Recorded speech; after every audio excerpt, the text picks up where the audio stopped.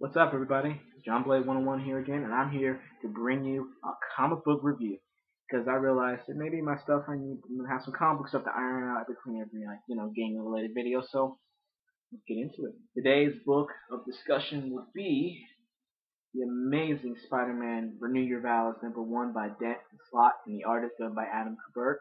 And I gotta say, this is an amazing series to Mr. Dan Slott himself. You've been doing a great job with the Amazing Spider-Man series. And for those who do not know, Dan Slott has been the main writer of Amazing Spider-Man since it's like around issue like 600 or so, something around that area is when he became like the main artist. He's been doing it ever since. And I think he's been doing a great job. So yeah, so thank you, Dan Slott, for giving me some pretty good stories. So in this book, it takes place in a during an event called Secret Wars, where a bunch the Earth, like Marvel has a multiverse, and the mainstream Marvel universe is called 616, and the other Marvel universe called the Ultimate. Like you've heard of Ultimate Spider-Man, right? They combine, they come together, and they smash together through an event coming through an incursion event. That's when another planet from another multiverse like crosses across some kind of like the barrier between dimensions, and they crash together, and they break off into pieces. And other planets have also done this as well. Other Earths from different multiverse have done this as well. And those pieces were brought together to create a planet called Battle World. So this is what this is. This is an Elseworld, like different universe Spider-Man like piece in the universe. Like every story has each like little different book has it's like takes place in like one separate part of Battle World. So that's what this is. In this, Spider-Man is still married to Mary Jane, and those who are familiar with the Spider-Man lore realize that know that Mary Jane and Peter have not been married since the One More Day retcon by JMS, and this is kind of what I guess Dan Slott's imagining what would happen if they stayed married, or under certain circumstances they were still married. So the story centers around that. Peter, MJ, and their daughter Annie, not Mayday, which surprised me from the Mayday. For those who do not know, Mayday is Spider Girl in the M2 Marvel Universe 2 universe, and she's like takes over as Spider Girl because Peter Parker, he gets older and his leg is gone from the battle with the Green Goblin. She's actually the one being like the vigilante of New York. So it's a really great series. I recommend you check it out. It's really interesting. It's kind of where people think the Peter Parker and Mary Jane marriage would eventually go, and we're not sure if that's still like going to take place in the mainstream universe because as of now, MJ and Peter can't be further apart. So we don't know. So I think this story does a great job of showing what would happen if One More Day, under certain circumstances, was not retcon. And the interaction between characters I find is really great.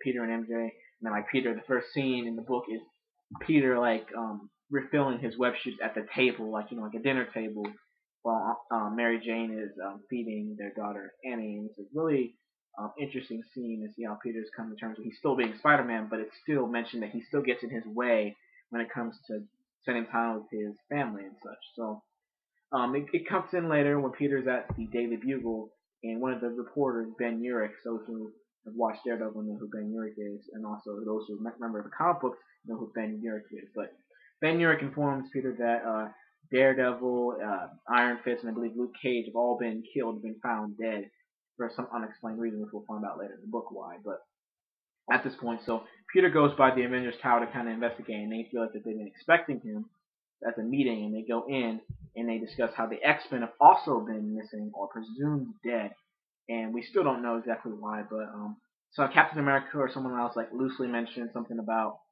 Riker's prison. All the prisoners have escaped, and Peter knows that one of his villains, Venom, was being held there. And Venom, of course, those who know Spider-Man know that Venom knows exactly who Peter is and his wife and his kid in this universe. So Peter rushes home to find Venom. To his horror, have Venom holding his wife and his kid, kind of like threatening him. And before Venom can lay down his ultimatum, Peter immediately starts going to town on him, like beating the mess out of him, telling MJ to take Annie away, and that she's all that matters. And Peter is just going to town on Venom. And MJ, I'm actually surprised how much MJ helped him. She was extremely helpful in getting their child away, and while Peter is fighting Venom. But eventually Peter kind of like Venom gets a good hit and he starts chasing after MJ because his main concern is his child, because he knows that if he destroys the child, that'll probably demoralize Spider-Man, make it easy for him to kill him. So MJ and Annie run away to a fire truck, actually, which is part of MJ's plan because she knows that Venom's weakness is, sound. So what she does is she takes the fire truck and she signs, like the siren, and has it roll out before Venom can catch up to him, and honks the horn and does a siren, all kinds of stuff, and stuns him with the sound long enough for Peter to catch back up to him because Peter was thinking about, while this is all going on, a villain I've never heard of before, maybe a new villain, a villain called Regent attacks the Avengers mansion or tower, and Peter has to decide whether to go help the Avengers or help save his family. He obviously chooses to save his family, but what we see what's happening is the Avengers. I thought at first, well, Regent said Regent was going to be like no issue against the Avengers, but we realized that Regent is far more powerful than we thought, and Hulk tries to punch him, and Regent easily just blows his arm off. Like the Hulk grabs his arm, blows it off, and he's carrying around the severed arm of the Hulk, which I thought was very shocking. And it was a very unexpected scene there. So we know that the Avengers is in trouble, and that's the last we see of them in this book, of course. And Peter makes his way again to Venom and starts pounding on him, and he beats him into the they fight into the a burning building. That's why the fire truck was there, because they were taking care of a burning building with people in it. And Spider-Man, fights him into there. And this is where Venom knows that Spider-Man is hitting him harder than, the hardest Spider-Man's ever hit anybody. And I thought that was a really interesting detail. Shows how far Spider-Man will go to save his family, which I thought would probably be in line with his character. So, this is a huge, shocking moment here inside the building. MJ lets Peter know that there is no one else inside the building, like the firemen have all gotten everyone out. And Peter makes a pretty shocking decision. He grabs one of the pillars and yanks it down and brings the whole building slamming on top of him, killing Venom. Kills Venom. He's dead. We see his hand, Eddie Brock's hand, try to reach out from the flame. You know how in movies they have the flame reach out and they struggle and it just lies there. Lets you know you're dead. And the symbiote did something quite interesting as well. It just pooled near his body. It wasn't blood. It was actually the symbiote was black, but it pooled near him. It didn't try to rustle away, try to move away it usually does. When it's defeated, it tries to shimmy away and try to find a new host. But that's actually not what happens. It just pools there. So I'm not sure what's going on with that. It might return later in this storyline, but I'm not sure.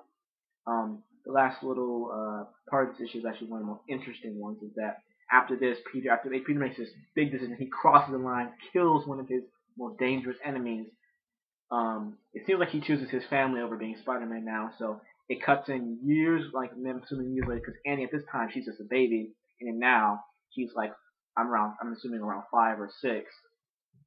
And Peter's kind of ignoring a siren, he's holding her hand, walking across the street, being a father, and he ignores a siren that's going by, a police car's going by. He ignores it, and I thought that was interesting. That means he finally gave up being Spider-Man and just started being a family, which I thought was interesting little detail. I'm not sure if Peter in the mainstream universe would do that, but that's a very interesting way Dan Slott put this.